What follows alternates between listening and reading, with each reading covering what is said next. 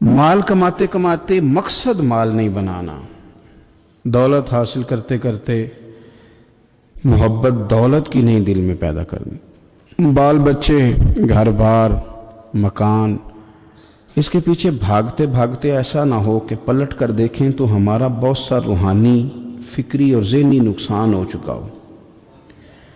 بہت سارے لوگ ہم میں سے ایسے ہیں جو الحمدللہ مقصود نہیں دولت کو بناتے، جن کا مقصود رزق حلال ضرور ہے لیکن وہ اس کو اپنے ذہن پہ سوار نہیں کرتے، صرف دولت کی ہو کے زندہ نہیں ہیں، وہ اللہ کے بندے بن کے زندہ ہیں، رسول اللہ صلی اللہ علیہ وسلم کے غلام بن کے فخر محسوس کرتے ہیں۔ دولت کی طرف جتنی زیادہ ہماری توجہ ہو گئی ہے اور مال کی جانب جتنا زیادہ ہمارا ذہن ہو گیا، سارے رشتے مال میں تلنے لگ گئے، ہر چیز کو اسی عینک سے دیکھا جانے لگا ہے۔ اللہ تعالیٰ نے قرآن مجید میں ارشاد فرمایا کہ یا ایھا الذین آمنوا لا تلہکم اموالکم ولا اولادکم عن ذکر اللہ، اے ایمان والو، تمہارا مال اور تمہاری اولاد تمہیں اللہ کے ذکر سے کہیں غافل نہ کر دے۔ اولاد بھی تمہاری ہے، مال بھی تمہارا ہی ہے، رہے گا بھی تمہارے پاس، لیکن اس کی موجودگی میں غافل نہ ہو جانا، غافلوں جیسی زندگی نہ بتانا۔ جو لوگ سڑک کو منزل بنا لیتے ہیں وہ رستے میں رہ جاتے ہیں۔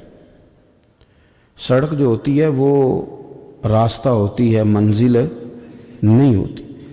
یہ جو رزق ہے، دولت ہے، مال ہے، اولاد ہے، یہ تو سارا رستہ ہے اللہ کی طرف جانے کا، کہ تھوڑا سا رزق حلال کمائیں، کمر سیدھی ہو جائے اور پھر ہم اپنے رب کریم کی عبادت کریں۔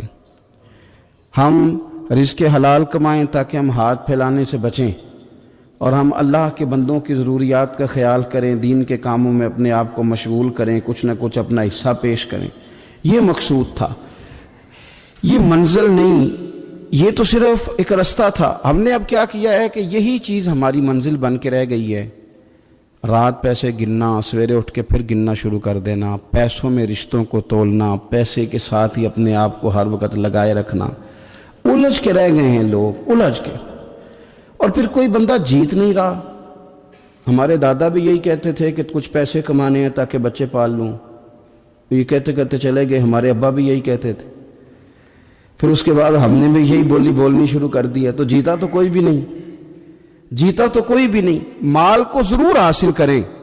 حضرت بہاءالحق نقشبند بخاری رحمۃ اللہ علیہ فرماتے ہیں، میں نے مینا کے میدان میں ایک نوجوان دیکھا جو لاکھوں کا کاروبار کر رہا تھا، لاکھوں کا، دیناروں کا کاروبار کرتا تھا، سونے چاندی ہیرے جواہرات کا کام کرتا تھا، لیکن فرماتے میں نے اس کے دل پہ نظر ڈالی، لاکھوں کا کام کرتا تھا پر اس کا دل ایک منٹ کے لیے بھی اپنے رب کی یاد سے غافل نہیں تھا۔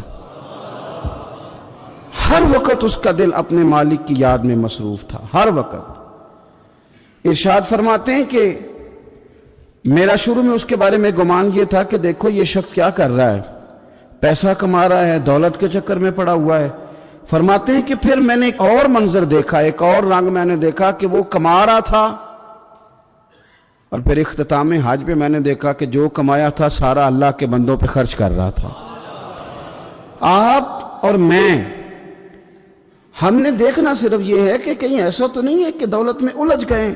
بہت سارے لوگوں نے یہ کہا تھا، ہم سنتے تھے جب کوئی آدمی جانے لگتا تھا نا پردیس پیسہ کمانے کے لیے، تو وہ کہا کرتا تھا کہ میں ملک سے باہر جا رہا ہوں، 2 4 5 سال لگا کے آؤں گا، واپس آ کے پھر یہاں میں نے کوئی کام کرنا ہے، تھوڑے سے پیسے کماؤں تاکہ یہاں نہ پھر میرا سلسلہ کوئی بن جائے۔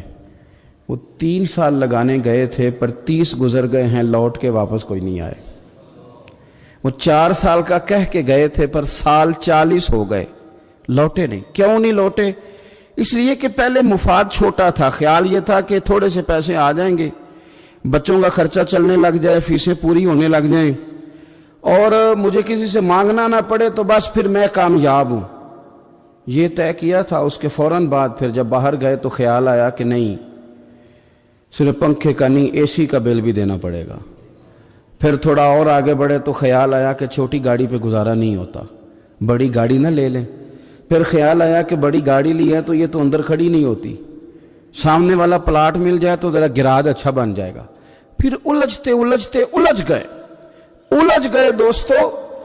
پھر نہ مالک حقیقی کی جانب وہ نظر جو ہماری ہونی چاہیے تھی نہ رہی. ذوق سے نماز پڑھتے تھے، پھر ہماری نمازیں مختصر ہو گئیں. ہم سویرے اٹھ کے ذوق سے قرآن پاک پڑھتے تھے، پھر وہ وقت بھی ہمارا دفتر کی تیاری میں لگ گیا. رات درود شریف پڑھتے تھے، لیکن وہ بھی سارا ہمارا حساب کتاب میں وقت گزر گیا. ہم نے یہ سمجھا ہی نہیں کہ دولت کارخانہ نہیں دیتا، دولت سیٹھ صاحب نہیں دیتے، دولت آپ کو آپ کی فیکٹری نہیں دیتی، دینے والے تو رب کریم کی ذات ہے. تو جہاں سے آنا تھا وہاں توجہ دینی چاہیے تھی کہ جہاں صرف ایک سبب تھا، ذریعہ تھا. حضرت اویس کرنی رضی اللہ تعالیٰ عنہ، ہمارے صوفیاء میں ایک لفظ بولا جاتا ہے فقر بوزر، یعنی کچھ لوگ ایسے ہیں جو سیدنا ابو ذر غفاری رضی اللہ تعالیٰ عنہ کے طریقے پہ چلتے ہیں. ایک لفظ بولا جاتا ہے فقر بوزر. کچھ لوگ فقر بوزر کے قائل تھے، اسی مزاج کے قائل تھے حضرت سیدنا اویس کرنی رضی اللہ تعالیٰ. ان کے ذہن میں ایک بات بیٹھ گئی تھی کہ یار دینے والا اللہ ہے، دینے والا، عزت بھی اللہ دے گا، رزق بھی اللہ دے گا. بلکہ امام غزالی رحمۃ اللہ علیہ نے تو حدیث لکھی ہے. آپ فرماتے ہیں کہ نبی پاک صلی اللہ علیہ وسلم نے فرمایا جس نے بندوں سے عزت تلاش کی رب اسے رسوا کر دے گا. جو سیاست کر کے عزت حاصل کرنا چاہتا ہے، جو اس طرح کا ماحول بناتا ہے کہ میں کوئی ایسے کام کروں کہ لوگ میری واہ واہ کریں، لوگوں سے عزت کا حصول کرنے والے کو رسوا کر دیا جاتا ہے. عزت در اصل وہی ہے جو رب کریم عطا فرماتا ہے. میرے عزیز دوستو، آپ اپنی توجہ، دل کی توجہ، روح کی توجہ اپنے مالک کی جانب جب کر لیتے ہیں، غفلت کا پھندا اتار دیتے ہیں اور ہر وقت غلبہ رکھنا پیسوں کا، ہر وقت اسی میں سوچنا، اسی میں محو ہو جانا، پھر آپ کا ذہنی نقصان ہوتا ہے. پھر آپ کی روح جو ہوتی ہے وہ بے چین رہنے لگتی ہے. پھر ایسے بھی غریب دیکھے جن کے پاس پیسے ہیں، پیسوں کے علاوہ کوئی شے بھی نہیں. پھر ایسے بھی تنگ دست دیکھے کہ جن کے پاس جائیدادیں بڑی ہیں اور ان کے پاس رات کو سکون سے سونے کے لیے وقت کوئی نہیں. عزیز بھائی، حضرت اویس کرنی رضی اللہ تعالیٰ عنہ کی ملاقات ہو گئی حضرت حرم بن حیان کے ساتھ. یہ بھی تابعی ہیں. تو حضرت حرم بن حیان رحمۃ اللہ علیہ کہتے ہیں یہ نا ہم تو خیر بڑی ساری باتیں سنتے ہیں تو نصیحت نہیں نہ حاصل کرتے، ویسے بھی یہ دور تقریریں کرنے، تقریریں سننے کا ہے. جو عمل کرنے والے لوگ تھے ان کا کیا طریقہ تھا کہ وہ ایک دو جملے کافی تھا. علم و بس کریں گو یار او ایک کو یہ رفتے نہیں درکار. جملہ ایک بھی تیرے لیے کافی ہے، لیکن شرط یہ ہے کہ تو عمل کا ارادہ رکھتا ہو، تیرا خیال ہو کہ عمل کرنا ہے. وہ لوگ نا مختصر سی باتیں کرتے، مختصر سی نصیحتیں کرتے، لیکن وہ عکس جلدی کرتے، اس میں سے اپنے لیے خیر جلدی تلاش کرتے. حضرت حرم بن حیان کی ملاقات ہوئی حضرت اویس کرنی رضی اللہ تعالیٰ عنہ کے ساتھ. تو حضرت حرم بن حیان کہتے ہیں میں نے عرض کی حضور میں کسی ملک میں جا کے رہنا چاہتا ہوں، کہیں سکونت اختیار کرنا چاہتا ہوں، یہاں سے ہجرت کرنا چاہتا ہوں، تو مجھے کوئی آپ مشورہ دے میں کہاں جاؤں. تو فرماتے ہیں کہ میں نے جب یہ سوال کیا تو حضرت اویس کرنی نے مجھے اشارہ دیا، فرمانے لگے ملک شام چلا جا. کہتے میں نے اگلا سوال کیا حضور وہاں جا کے کاروبار کیا کروں گا، رہوں گا کیسے، کھاؤں گا کہاں سے. تو فرماتے ہیں حضرت اویس کرنی نے رومال اٹھایا، کندھے پہ رکھا اور چلنے لگے. میں نے کہا حضور آپ نے سوال کا جواب ہی نہیں دیا. تو فرمانے لگے جس دل کو ابھی تک یہی یقین نہیں آیا کہ روزی کون دیتا ہے اسے میں نصیحت کیا کروں. میں تجھے نصیحت کروں جسے آج تک یہی نہیں پتا کہ روزی کون دیتا ہے. تو ابھی تک اپنے دل کو پکا ہی نہیں کر پایا کہ روزی رب دیتا ہے. او خدا کے بندے کیا نصیحت کروں تجھے، تو ابھی تک یہاں اڑا ہوا ہے. تیرا جو توکل ہے وہ مضبوط ہونا چاہیے، تیرا بھروسہ اپنے رب کی ذات. تو غافل ہو گیا اللہ سے، تو نے اسباب پر بھروسہ سارا کرنا شروع کر دیا. اسباب اختیار کیے جاتے ہیں، بھروسہ رب کریم پہ کیا جاتا ہے. ہماری جو غفلت ہے نا وہ بھلا کیوں ہوئی ہے؟ وہ اس لیے ہوئی ہے کہ پیسے کسی کو بھی برے نہیں لگتے. پتہ نہیں ان میں کیا کشش ہے. یہ نہ آپ کسی جگہ بھی ان کا نام لے لیتے ہیں، یہ کسی جگہ بھی آ جاتے ہیں تو یہ برے لگتے ہی نہیں. یہ جناب بڑی بڑی فقیری کا دعویٰ کرنے والے اور لوگوں کو طریقت اور تصوف کا درس دینے والے ان کو بھی اچھے لگتے ہیں.